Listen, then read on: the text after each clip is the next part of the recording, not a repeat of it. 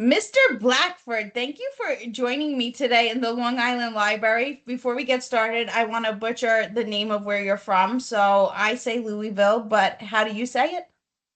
Well, that's the kind of the running joke is like with our Department of like tourism in Louisville, they have all the different ways people say the name. It's Louisville, Louisville. So I call it Louisville, but yeah, I won't get offended if you say Louisville because it is named after King Louis. So Is it? I didn't know that. yep. I probably learned that in fourth grade, but forgot. Thank you for being so kind about it. When we started this podcast, I said we're going to have to do it based on Long Island because there's no way anybody would ever want to actively listen to this. I know what this sounds like. So I said, let's just lean into it and call it a day. So thank you for joining us. I worked with you recently on an Excel thing we were doing, and I Mhm. was so incredibly impressed with your ability to look at something that we were doing internally as a team here at Advize and say, wait a second, this is inefficient. This will take days. What if we do it this way? And I think it's so impressive when you see people who are advanced in their career still take a mindset like that because I understand like when you're getting started everything could be better. What if we do this? What if we do that when you're getting started in a job or your career? And then as you progress on, it's a little bit like tried it, it doesn't work, what with you, it was so amazing to me. I was like, that's inspiring. I want to learn more about his story. So I appreciate you being so awesome at Excel. Were you always this great at Excel? How'd that even Oh no, happen? people look to me for like advice with Excel, and I don't even consider myself like I would say I'm probably intermediate level. Like if you look at the ranges of what they say you should be able to do, I'm probably really in the intermediate level. But I know enough to get like I said to improve processes and get things done more efficiently. So if I know a tool and it can help things and help other people do their jobs easier, then I'm glad to share it. I love that. And when you were getting into healthcare, I find this a very interesting story. So it wasn't necessarily like growing up, oh, I want to be an investigator. This is what I No, want to do. At what point, how did that even happen? no, not at all. I was going to college for pre law, and then I quickly found out that that involved a lot of reading, and I'm more of a movie guy than a reading. So no, but my dad he worked at Humana, and so I was able to get a job doing data entry for the fraud department there, and ended up getting uh, evolving into the investigator role, and then got my degree in criminal justice, and so I was like, well, I got those two things now, I might as well just stay in this track. So here we are. I think it's beautiful when people look at their job and see what it can be. We've had people here at Advise who started with medical record technician, so taking in medical records, like physically taking them and taking them in with facts, and then turning into coders, auditors, investigators. Because I think as long as you have like maybe that questioning mind frame, like mindset of like, hey, how could this be done or why is this being done and then want to apply it or finding their knack and saying this is really what I love to do. We've had people who really love the medical records and love it and just absolutely love it and it's so vital to the job of our entire SIU that it's nothing to be overlooked. There's still such a huge like impact for humans. Everybody's looking to push AI. We still need people because it's people on the other side. Yeah, oh yeah. And it's funny that you're talking about medical records.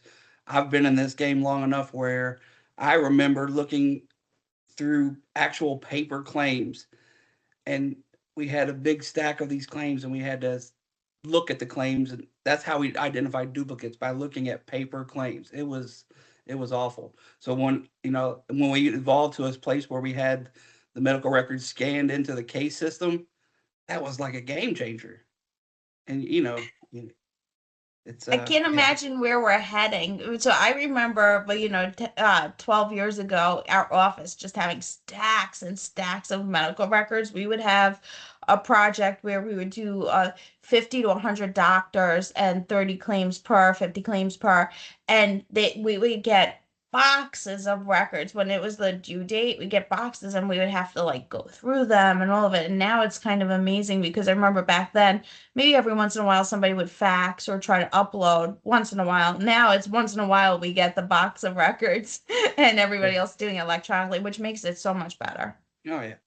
Well, and like you were saying, how things have changed and how things are evolving. I, I don't know if I told you this the first time we talked, but I kind of left an investigative position in 2023, and I was like, oh, I'll find something.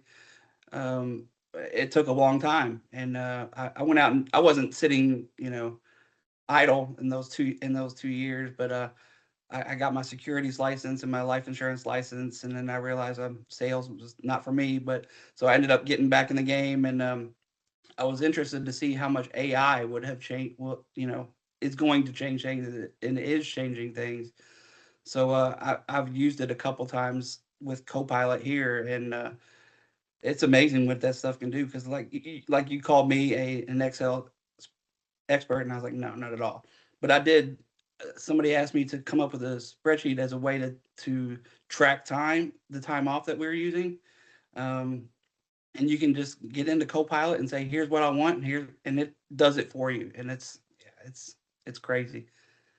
A friend of mine recently said to me that nowadays there's no excuse to say, I don't know. With everything that we have at our fingertips between, Google, AI, like whatever, to say, I don't know how to XYZ, at least show that you try before you take Yeah, it to the team or your boss to be like, a more appropriate answer would be, "I'll get back to you." try something. I remember my first internship, my boss said to me, I want you to go write an RFP. And I was like, absolutely, I'll get back with you on that. And I went back to my office. I started Googling RFP. I had no idea what it was. I wasn't just going to say, I don't know. I wanted to try something.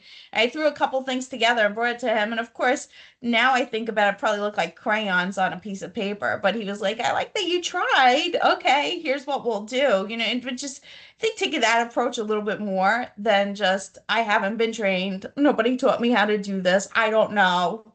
Not necessarily the best approach. Well, I guess looking back on my career, the things that I'm proudest of are instances where we had to change what we were doing, and they kind of looked to me to make changes and come up with these ideas. So it's kind of where I hang my hat on. So I was glad that I could, because if you spent this long, you're getting experience and learning things of how to do things, or sometimes how not to do things.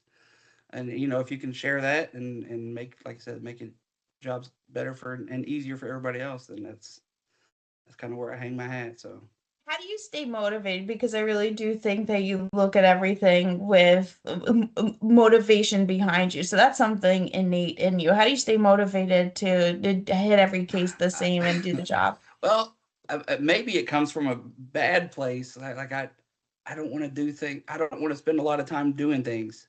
So I'm like, work smarter, not harder, right? So why would you bang your head against the wall doing something that you could do and seems repetitive and takes hours when you can figure out a way to do it and save time. One of my first jobs, I did Excel 40 hours a week. I worked in a finance department. And I remember one of my colleagues, he was just awesome. And like, I was like a baby finance person. I just graduated from school.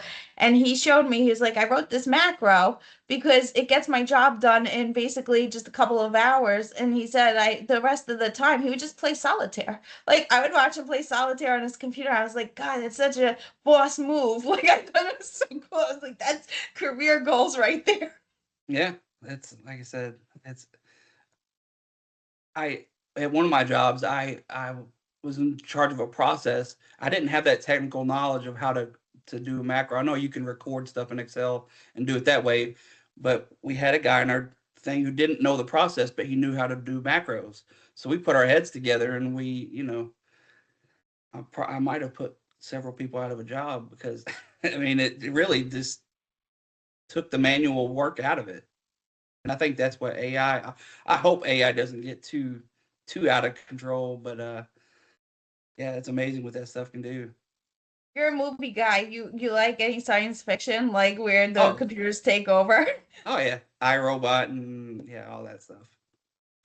I always think we're heading to this. I was in California recently and I saw this little machine on the road just driving past like on a sidewalk.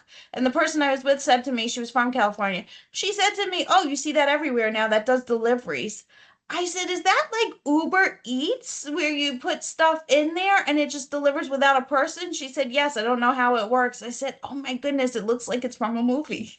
Yeah, that's a little bit frightening. Some of it, I don't know if I'd get in a taxi cab that didn't have a driver, I've but seen I've seen it. It's wild. I remember I landed in Phoenix like last year and I saw it for the first time. I said, now that's interest. Like we're finally getting there. But and to see it apply at work, like right. So we see it in life like this, even like with checkout at some stores where you just put your item there and it checks you out automatically, whatever.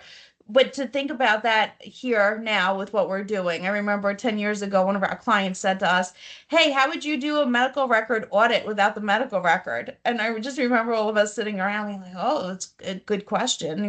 So different now. That's the common question. The record's going to be perfect. What are you auditing?"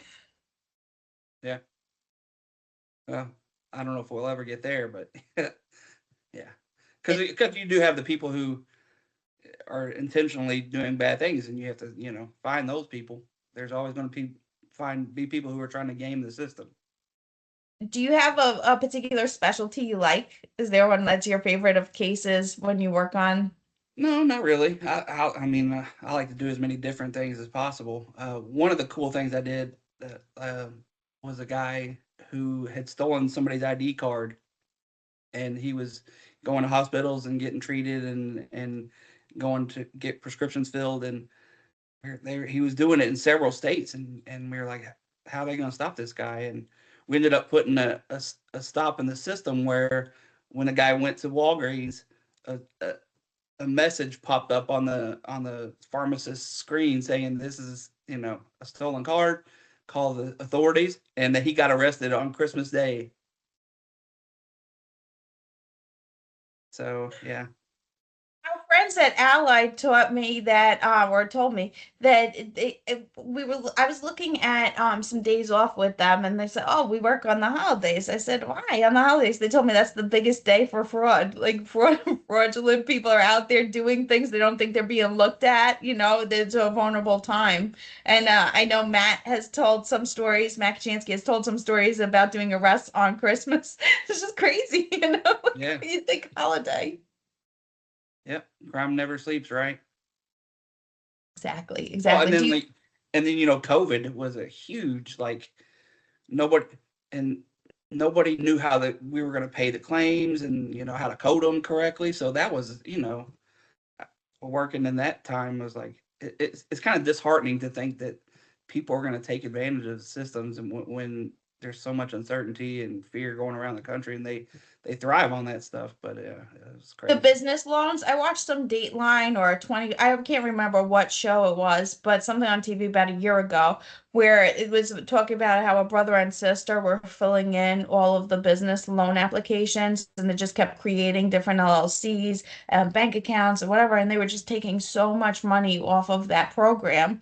Whereas businesses really needed it to survive. It's a shame, and we see this in healthcare all the time. It really Oh is a yeah, shame. ghost providers and like if the it seems to me like if we did more work on the front end and make sure these people were legitimate providers, you know, but that I guess that would put us out of a job potentially. So There's an industry great. His name is Dave. So I'll introduce the two of you because you have the same name going. His name is Dave, and he helped develop a program that is amazing when it comes to bringing providers into the plan, the enrollment, and all the checks. That's a good conversation. I know you'll enjoy having it with him because just the way that he sees fraud, what he thinks about it, and created this program. And very, very effective. So he tells a story about how CMS pulled up a list of providers and he had already caught them months before. And so it's interesting the right way. before you get started. That is that proactive prepay, all of it. It's the way of our industry. Yep. Thank you so much for your time today. I really appreciate you coming to the library with me. Louisville. Say it one more time for me. Louisville. Louisville. Louisville. Louisville. Louisville. Thank you. I'll work on that You can until keep, like I next. said, you can keep saying it Louisville, and I won't hold it against you. We'll just know you're a Yankee.